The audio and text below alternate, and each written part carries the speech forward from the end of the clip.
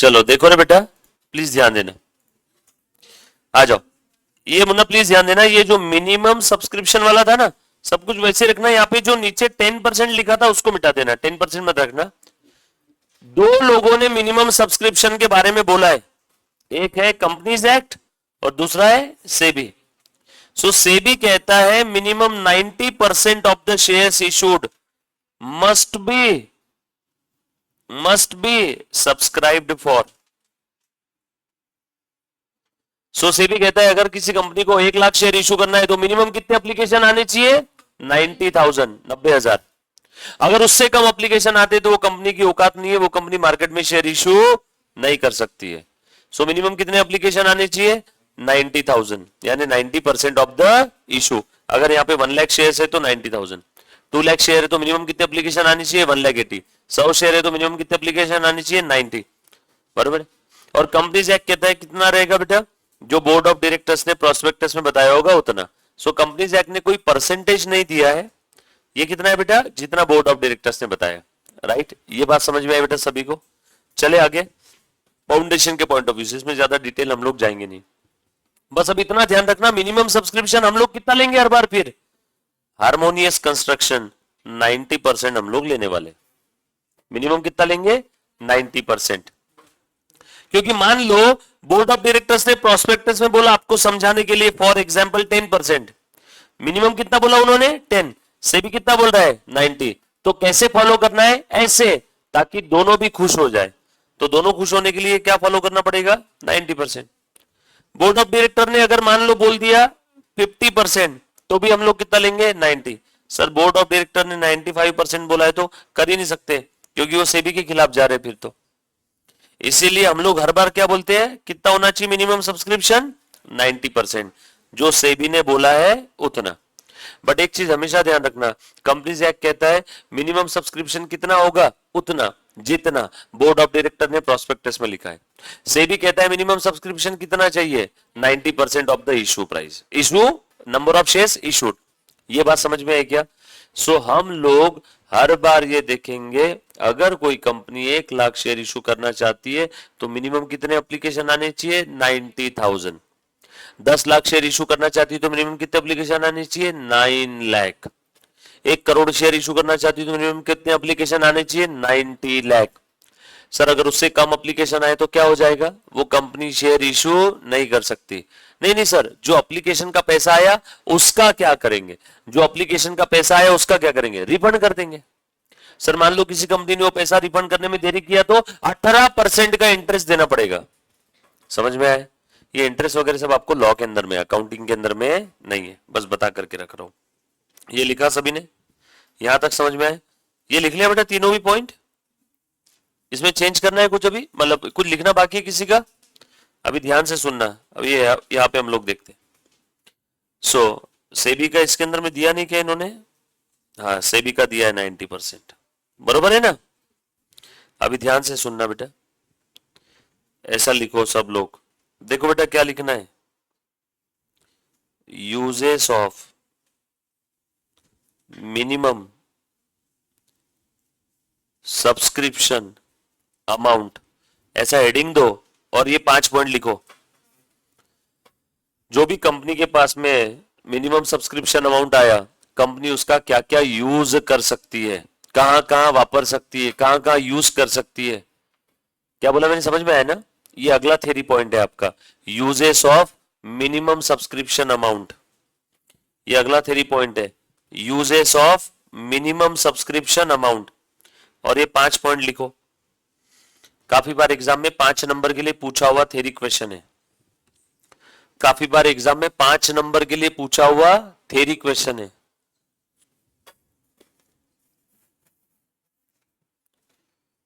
Uses of minimum subscription amount, uses of minimum subscription amount.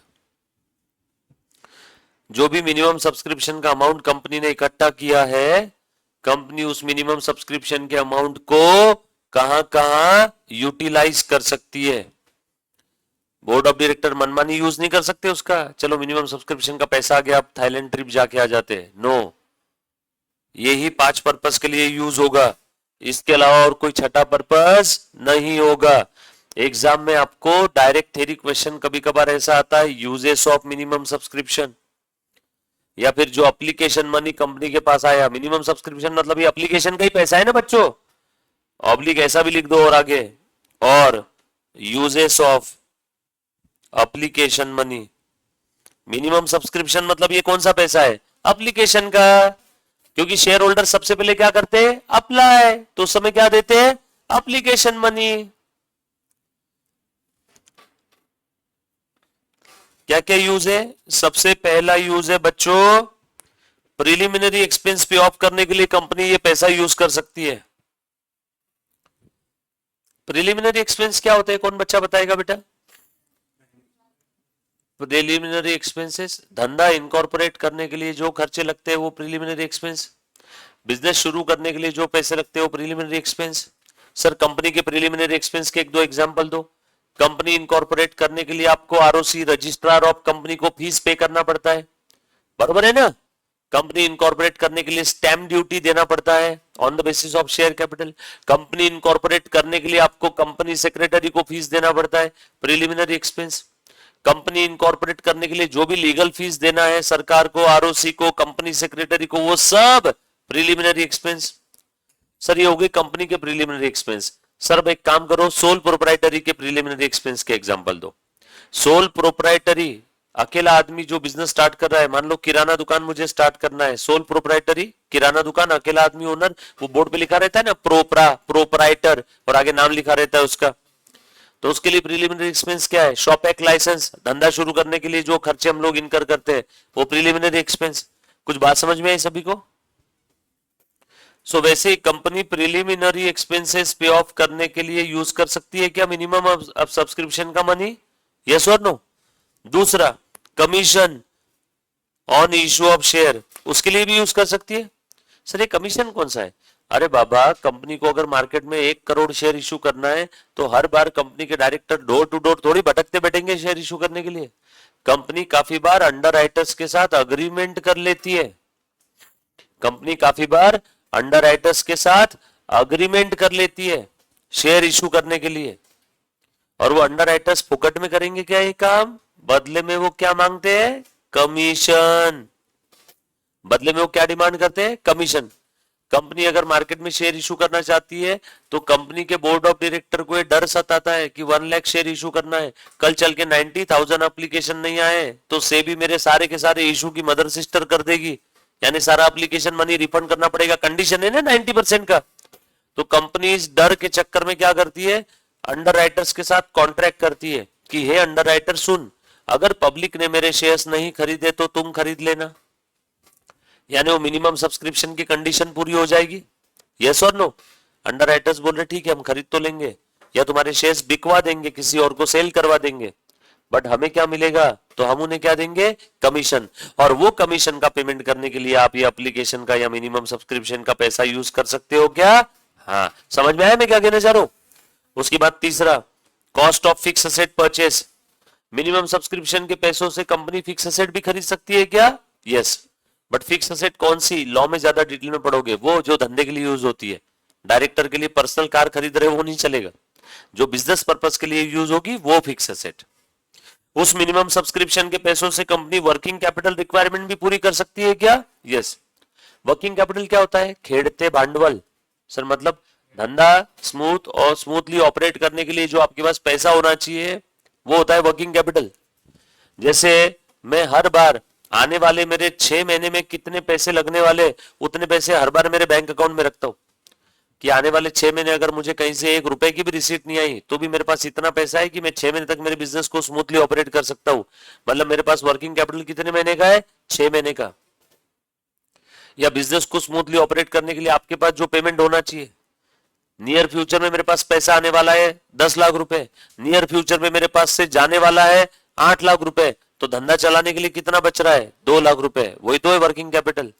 रुको formula के form में बताते हैं। नियर फ्यूचर में आने वाला है करंट असेट, नियर फ्यूचर में देना पड़ेगा करंट लायबिलिटी, तो बन गया वर्किंग कैपिटल का formula, current asset minus current liability. 12th कक्षा में 12वीं कक्षा में पढ़ा होगा आपने, 12th स्टैंडर्ड में देखा होगा ना। अकाउंटिंग सब्जेक्ट में वो रेशो नाम का जो चैप्टर था जो आपने ऑप्शन में छोड़ा था, याद आया कुछ? फाइनेंशियल स्टेटमेंट एनालिसिस, उसमें रेशोस थे ना, तो उसमें वर्किंग कैपिटल का एक फॉर्मूला था, current assets minus current liability. Current liability पे ऑफ करने के बाद हाथ में जो बच रहा है उसे कहते हैं वर्किंग कैपिटल। तो वो वर्किंग कैपिटल के लिए भी कंपनी मिनिमम सब्सक्रिप्शन का पैसा यूज कर सकती है क्या? यस। एनी अदर एक्सपेंडिचर, ये तो लास्ट वाला पॉइंट देने था तो ऊपर के 4 दिए ही क्यों, लास्ट में तो ओपन एंड दे दिया पूरा। Any other expenditure for the day to day operation of the business. समझ में आया क्या? फिर ऊपर के 4 देने नहीं थे, एक ही पॉइंट दे देते थे, expenditure for day to day operation of the business, तो भी कवर हो जाता था। समझ में आया क्या? ठीक है, पर फिर भी हम लोग ये अच्छे बच्चे की तरह 5 पॉइंट लिखेंगे एग्जाम में, बरोबर है? और एग्जाम में आपको 5 में से 5 नंबर मिल जाएंगे। एग्जाम में काफी बार पूछा हुआ प्रश्न है ये, यूजेस ऑफ मिनिमम सब्सक्रिप्शन। ये हमने लिख लिया ऑलरेडी, वापस लिखने की जरूरत नहीं।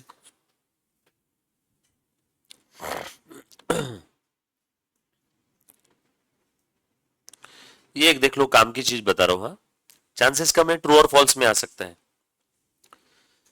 एप्लीकेशन मनी जो कुछ मिला वो कंपनी को रिफंड करना पड़ेगा। ओ माय गॉड, कब रिफंड करना पड़ेगा बताओ गेस? अगर मिनिमम सब्सक्रिप्शन वाली कंडीशन फुलफिल नहीं हुई तो। अरे आप सभी को मालूम है, कोई कंपनी मार्केट में 10,000 शेयर इशू करती है तो मिनिमम कितने एप्लीकेशन आने चाहिए? 9,000। अगर 8,000 एप्लीकेशन आए तो बताओ मिनिमम सब्सक्रिप्शन की कंडीशन पूरी हुई? नहीं। तो कंपनी इशू आगे अलॉट कर सकती है? नो। तो कंपनी क्या करेगी? वो जो 8,000 एप्लीकेशन का पैसा आया वो भी रिफंड कर देगी। और वो रिफंड कितने दिन में करना है वो यहां पे लिखा हुआ है। वो रिफंड हमें करना पड़ेगा 15 डेज के अंदर अंदर from the closure of the issue. अगर हमने उस इशू को अंडरराइट नहीं किया होगा किसी अंडरराइटर से तो, या फिर किसी अंडरराइटर से वो इशू अंडरराइट किया होगा, मैंने अभी बताया था ना अंडरराइटर्स, तो फिर 70 दिनों के अंदर अंदर रिफंड करना है। प्लीज वापस सुनना सब लोग।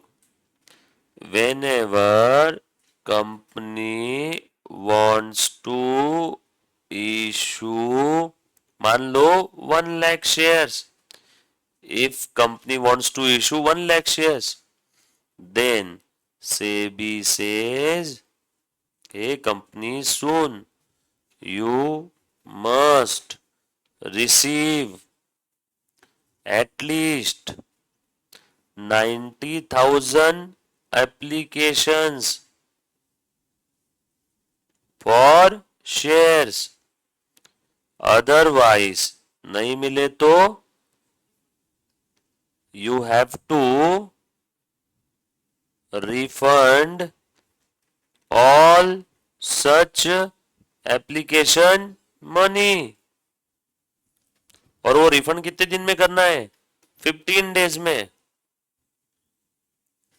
In 15 days, if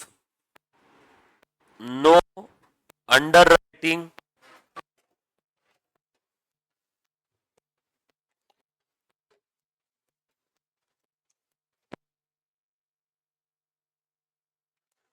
in 15 days, if no underwriting contract, 15 दिनों में रिफंड करना है। अगर किसी के साथ अंडरराइटिंग कॉन्ट्रैक्ट नहीं किया होगा तो।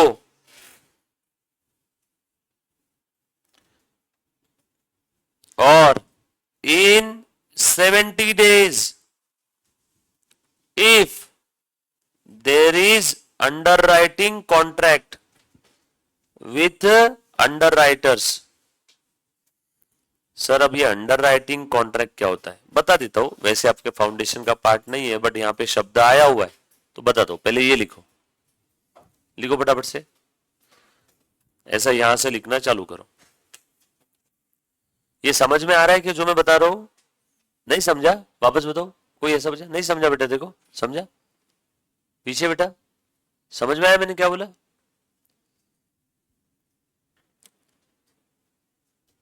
लिखो, if a company wants to issue 1 lakh shares, SEBI says you must receive at least 90,000 application for the above shares, otherwise नहीं मिला तो क्या हो जाएगा? otherwise you have to refund all the application money। जो भी मिला होगा आपको एप्लीकेशन का पैसा वो सब रिफंड करना होगा। ये बीच बीच में 2-3 लड़कियां प्रेजेंट रहती है, फिर वापस गायब हो जाती है, एक दिन आती है, 2 दिन आती है, फिर वापस कुछ यहाँ पे बच्चियां बैठती थी, ऐसा क्यों करते हैं? नहीं नहीं नहीं नहीं, यहाँ पे मुझे ध्यान में है, मैं चेहरे से जान, तुम्हें को मालूम है तुम लोग। हाँ, ऑनलाइन करते हैं। नहीं है ऑनलाइन, क्या नाम है उनका बताओ? नहीं है ऑनलाइन जो आप बोल रहे हो तो है, पर ऐसे से पास थोड़ी हो पाएगा रे बेटा। उनका अटेम्प्ट कब है? जनवरी 25 में? सितंबर में? ये तो बारूद पे ढेर पे बैठ के माचिस की तीली जला जला के उड़ा के कैच कर रहे हैं। एक भी हाथ से छूटी तो भर खत्म। बोल बेटा। Number of, if no underwriter contract, no underwriting contract, ऐसा लिख दूं क्या पूरा? If no underwriting contract अगर नहीं है तो कंपनी ने तुरंत 15 दिनों में ही पैसा रिफंड करना है। और किसी अंडर राइटर्स के साथ कॉन्ट्रैक्ट किया हुआ है तो आपको मोहलत 70 दिन की है। If under writing contract with the under writer, under writing contract with the under writers. अब मैं अंडर राइटिंग कॉन्ट्रैक्ट क्या होता है वो बताता हूं। ये लिखा सभी ने? लिखो। किसका बाकी है बेटा? बाकी लिखो, फटाफट से लिखो।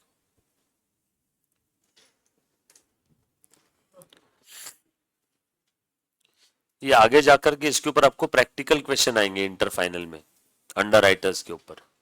इजी कॉन्सेप्ट है।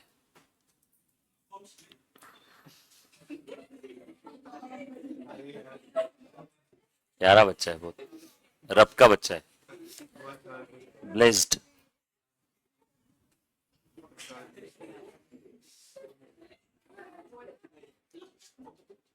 भोला भोला। चलो अभी देखना बेटा,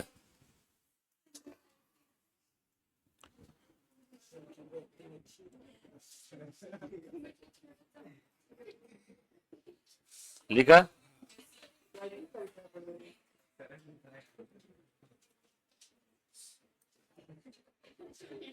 Amok,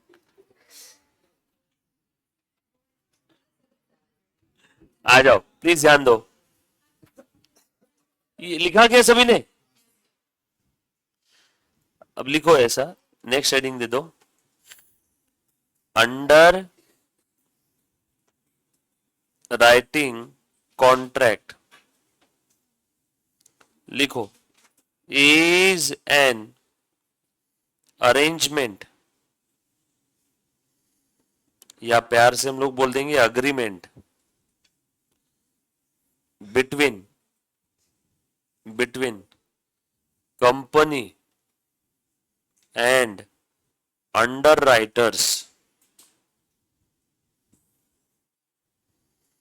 which contains an undertaking यानी प्रॉमिस बोल सकते हैं ना हम लोग, which contains an undertaking or promise that in case shares unsubscribed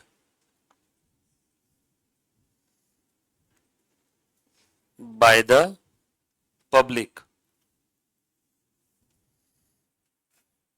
comma, then underwriters will purchased and pay for the same। गावरान भाषा में पब्लिक ने शेयर नहीं खरीदा तो अंडर राइटर्स खरीदेंगे, ऐसा उन्होंने प्रॉमिस किया है। हाँ, अंडर राइटर्स ही प्रोफेशनल्स होते हैं। HDFC बैंक अंडर राइटर है। HDFC बैंक क्या है? अंडर राइटर का काम करती है। HDFC बैंक बड़े बड़े कंपनियों को वादा करती है, घबरा मत, तेरे शेयर्स पब्लिक ने नहीं खरीदे तो हम खरीद लेंगे और उसके लिए हम पैसा भी दे देंगे। कंपनी को किस चीज से मतलब है? शेयर खरीदना चाहिए किसी ने, पब्लिक खरीदो, अंडर राइटर खरीदो। बहुत जरूरी है कि हर बार बैंकिंग कंपनी अंडर राइटर बन सकती है। अमोक के पास में 1000 करोड़ है, अमोक अंडर राइटिंग का लाइसेंस लेकर के अमोक भी अंडर राइटर बन सकता है क्या? यस, बट अंडर राइटर के पास पैसा होना चाहिए सफिशियंट। क्योंकि ये कंपनी को गारंटी दे रहा है कि डर मत, तेरे शेयर्स पब्लिक ने नहीं खरीदेंगे तो सारे सारे शेयर्स कौन खरीद लेगा, हम खरीद लेंगे। तो डेफिनेटली इसकी वर्दीनेस चेक की जाती है, बरोबर है ना। तो ये अंडर राइटर्स लोग होते हैं जो पब्लिक ने शेयर्स नहीं खरीदा तो ये खरीद लेते हैं, ऐसा कंपनी को ये वादा करने वाले लोग होते हैं। क्या करते हैं, कंपनी को अंडर राइट करते हैं, तो ये क्या बन गए, अंडर राइटर।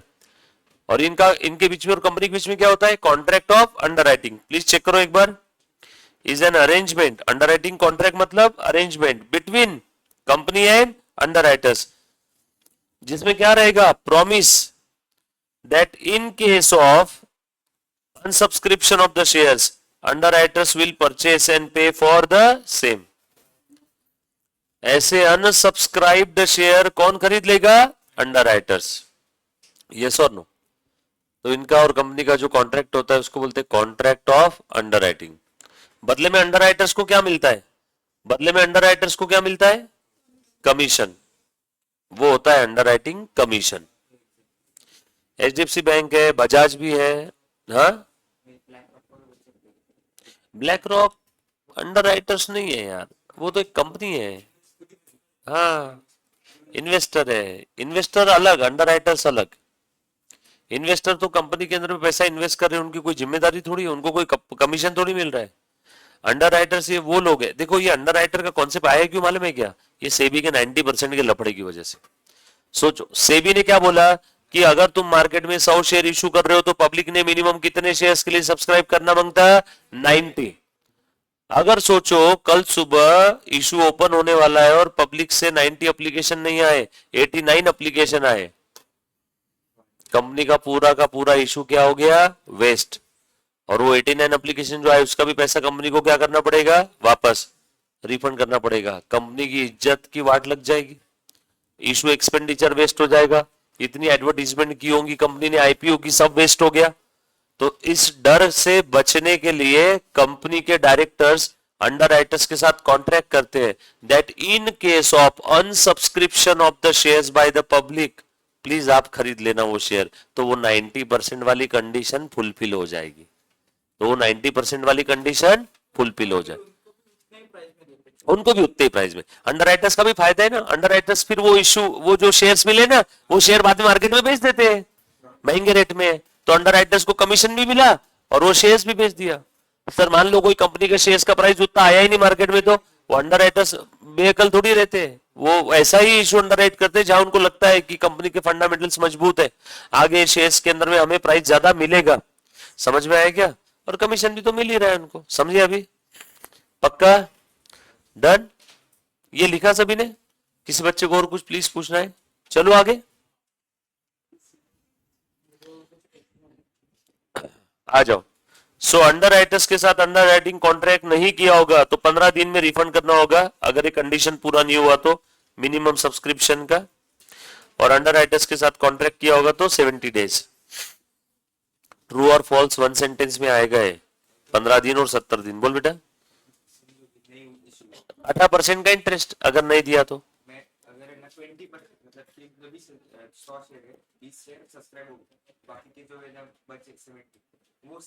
हाँ वो अंडरराइटर्स खरीदेंगे, हाँ 20 वालों को हो जाएंगे और 70 दे देंगे अंडरराइटर्स को, तो रिफंड करने का काम नहीं।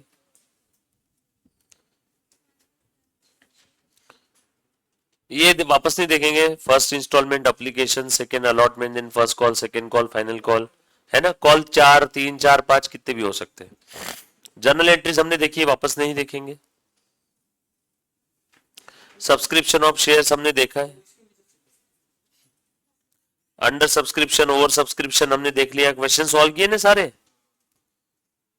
प्रीमियम वाला पॉइंट कहां गया, प्रीमियम चाहिए मुझे, हाँ ये लो, shares issued at premium. Please ध्यान से सुनना, बस एक लास्ट पॉइंट बताता हूं, सुनना। देखो बेटा प्लीज ध्यान दो, जब कभी भी कोई कंपनी शेयर इशू करती है, लिखो लिखो अगला 3 point, uses of securities premium, exam में पूछा हुआ क्वेश्चन है, foundation inter, uses of securities premium. आप सभी लोग जानते हो कंपनी काफी बार 10 रुपए का शेयर 12 में इशू करती है, तो ऊपर का जो 2 रुपया सिक्योरिटी प्रीमियम का जो प्रीमियम में क्रेडिट हुआ है ना, उस सिक्योरिटी प्रीमियम के क्या क्या यूजेस है वो देख रहे हैं। थोड़ी देर पहले मैंने मिनिमम एप्लीकेशन मिनिमम सब्सक्रिप्शन के यूजेस बताए थे, अब मैं किसके यूजेस बता रहा हूं? सिक्योरिटीज प्रीमियम के। डोंट गेट कंफ्यूज, प्रीमियम के यूजेस अलग है और वो सब्सक्रिप्शन मनी एप्लीकेशन मनी के यूजेस अलग है। ये प्रीमियम के 5 यूजेस बता रहा हूं। So uses of security premium law में दिया हुआ है, section 52 subsection 2 of the companies act 2013। इस सेक्शन में, इस सबसेक्शन 2 में सिक्योरिटी प्रीमियम के 5 यूजेस दिए हैं। कंपनी ये 5 के अलावा और कोई छठे पर्पस के लिए सिक्योरिटी प्रीमियम को यूज नहीं कर सकती, रेस्ट्रिक्शन है। हाँ, पहला यूज, प्लीज ध्यान देना, पहला यूज, नहीं मैं बंद नहीं कर रहा हूं, पहला यूज, ध्यान से सुनो बेटा। Company can use the security premium for the purpose of for the purpose of issue off fully paid bonus share. Bonus share क्या होते हैं, उसके ऊपर एक सेपरेट टॉपिक फाउंडेशन में नए वाले सिलेबस में ऐड हुआ है, कंपनी अकाउंट में ही, कंपनी अकाउंट में एक बोनस शेयर्स टॉपिक ऐड हुआ है, जो पहले इंटर में था, फाउंडेशन में आगे आएगा। बट अभी आपको आसान भाषा में बता देता हूं, the most loved 3 letter word, फूकट। बोनस शेयर मतलब क्या है? फोकट में दे रहे, बदले में पैसे नहीं ले रहे।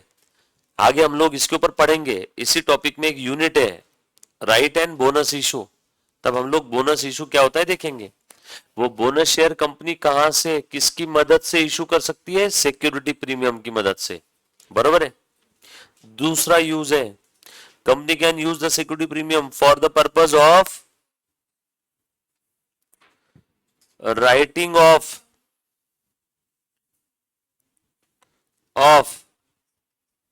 Preliminary expenses. प्रीलिमिनरी एक्सपेंस को राइट ऑफ करने के लिए मैं हर एक की आपको एंट्रीज बताऊंगा, डोंट वरी, हर एक की एंट्रीज देखेंगे क्या चीज होती है। तीसरा यूज है for the purpose of writing off discount और commission on issue of securities, discount और commission on issue of securities. चौथा यूज है for the purpose of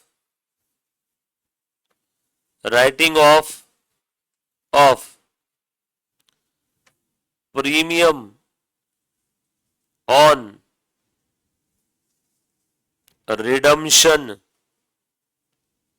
of preference shares. पांचवा लास्ट यूज है फॉर इशू ऑफ, और sorry for the issue नहीं बोलने से अच्छा, for the purpose of buyback of shares. Buyback, BUYBACK, buyback, issue किया हुआ शेयर कंपनी ने वापस खरीद लिया, बायबैक ऑफ इक्विटी शेयर्स।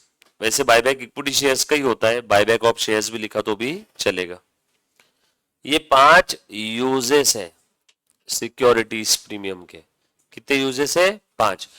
पांचों यूज में एक्सप्लेन करता हूं। वैसे पांचों यूज का डिटेल एक्सप्लेनेशन आपके फाउंडेशन के सिलेबस में नहीं है, बट मैं आपको यहाँ पे एक्सप्लेन करता हूँ। सिर्फ बोनस का रहेगा, बोनस का, और ये premium on redemption of preference shares का। बायबैक नहीं है आपके सिलेबस में। ये लिखा बेटा सभी ने? पहले लिख लो, लिखना हो गया रहेगा तो मुझे एक बार हाँ बोलो। लिख लिया बेटा? एक बार चेक करो इधर में, टोटल कितने यूजेस है बेटा? 5। पहला यूज क्या बताओ बच्चों? हाँ बेटा एक बार देख लो।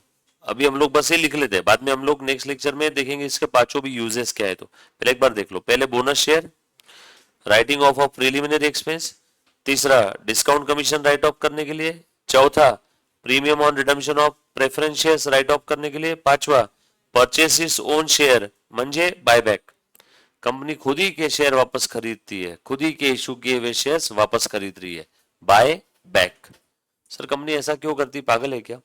ध्यान से सुनो, कंपनी ने मान लो आज पैसों की जरूरत है, कंपनी ने इक्विटी शेयर इशू किया, अब कंपनी के पास अच्छे खासे फंड आ गए, अब कंपनी के पास बहुत सारा पैसा है, अल्ट्रा कैश रिच कंपनी है लाइक इन्फोसिस, टीसीएस, है ना।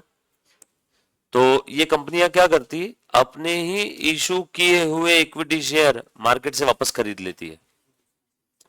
कोई और हमारे इक्विटी शेयर्स खरीद के हमारे छाती पे बैठ जाएगा ना मालिक बन के, because equity shareholders are the real owners of the company. मान लो किसी कंपनी के इक्विटी शेयर्स है मार्केट में, मेरे किसी कॉम्पिटिटर ने मेरे अगर 30-40% शेयर खरीद लिए, तो क्या उसका इन्फ्लुएंस हो सकता है क्या मेरे ऊपर? यस, यस और नो। इससे पहले कि कोई और कॉम्पिटिटर मेरे शेयर खरीदे, मैं खुद ही मेरे शेयर खरीद लेता हूं। इस प्रोसेस को कहते हैं बायबैक। बट हर कोई बायबैक नहीं कर सकता है। तुम उधारी में पैसा लेकर के बायबैक नहीं कर सकते, नॉट अलाउड। ये तो ऐसा हुआ कि इनका उधार चुकाने के लिए इससे उधार ले लिया, इसकी टोपी उसके सर। तुम्हारे पास खुद का पैसा है, रिजर्व सरप्लस है, तो ही तुम बायबैक कर सकते। तो कंपनी अनवांटेड और अनवेलकम टेकओवर से बचने के लिए, इससे पहले कि कॉम्पिटिटर मेरे शेयर खरीदे, मैं ही मेरे इक्विटी शेयर खरीद लूंगा और उसे कैंसिल कर दूंगा। समझ में आया क्या? इसीलिए कंपनी बायबैक करती है।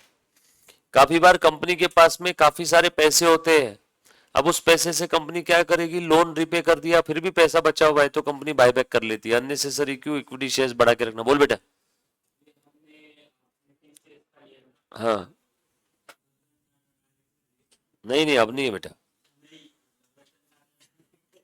नहीं अब नहीं है। हाँ, अज्यूम, अच्छा समझ, मैं डायरेक्टर हूँ, अज्यूम करना ही है तो मैं अज्यूम करूंगा ना अपने आप को। हाँ हाँ,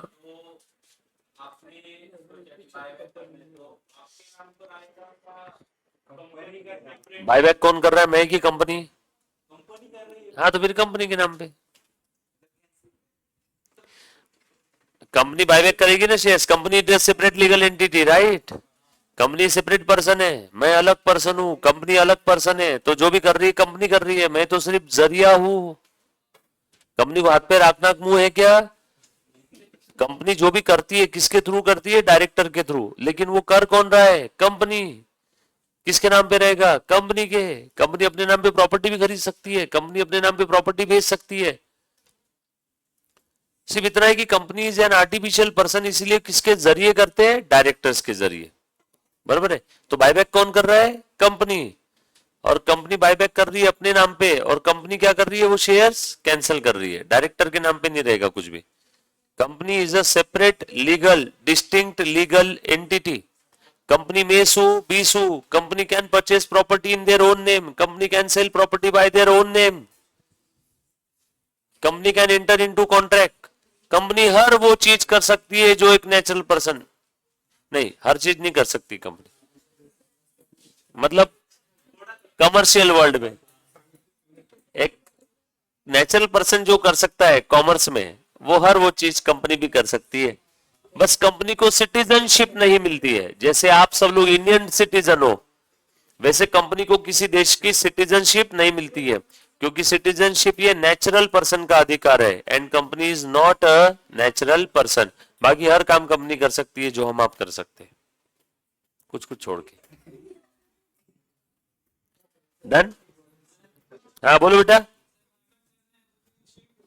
क्या बोले बेटा? मुझे एक बात बता, तूने बैंक से लोन लिया प्रॉपर्टी खरीदने के लिए, वो लोन तू वापस करेगा कि नहीं? जब वापस ही करना था तो लोन ही क्यों लिया? हाँ तो बस वैसे ही कुछ वक्त के लिए, समझे ना सब लोग? तुमने बैंक से लोन लिया, जैसे कि नहीं, तूने तेरे दोस्त को बोला, कौन है तेरा दोस्त पीछे, तो उससे 500 रुपए ले रहा है उधार अभी के, एक अभी के 500 दे, मैं तुझे कल दूंगा। तो तेरा दोस्त तुझे बोल ही रहा है, कल जब वापस ही दे रहा है तो आज ले क्यों रहा? समझा ना? जवाब मिला ना? और कोई? तो ये 5 यूजेस हम लोग डिटेल में देखेंगे टुमारो।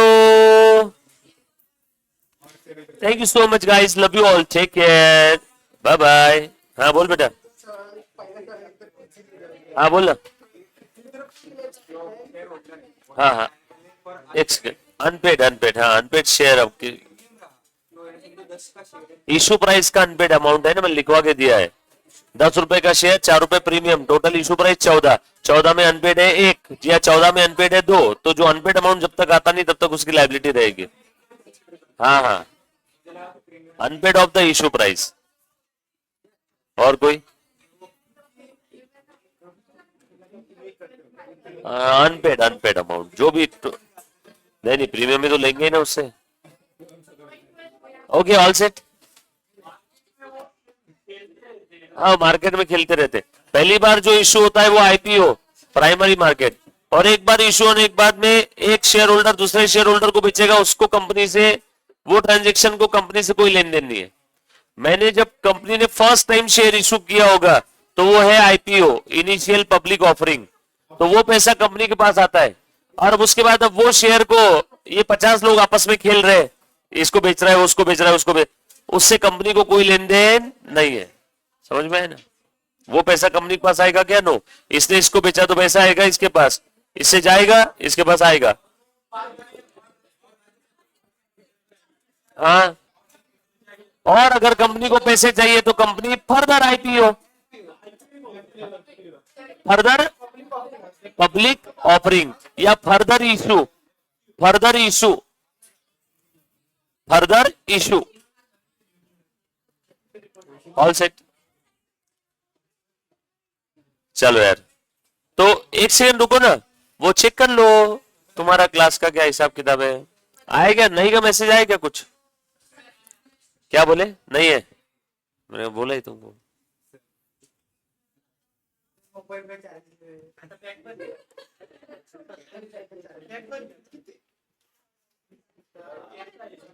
प्रो रेटा हमने देखा है। एक सेकंड बैठो, तो 1 मिनट बैठना बस। फॉर फीचर भी हमने देखा,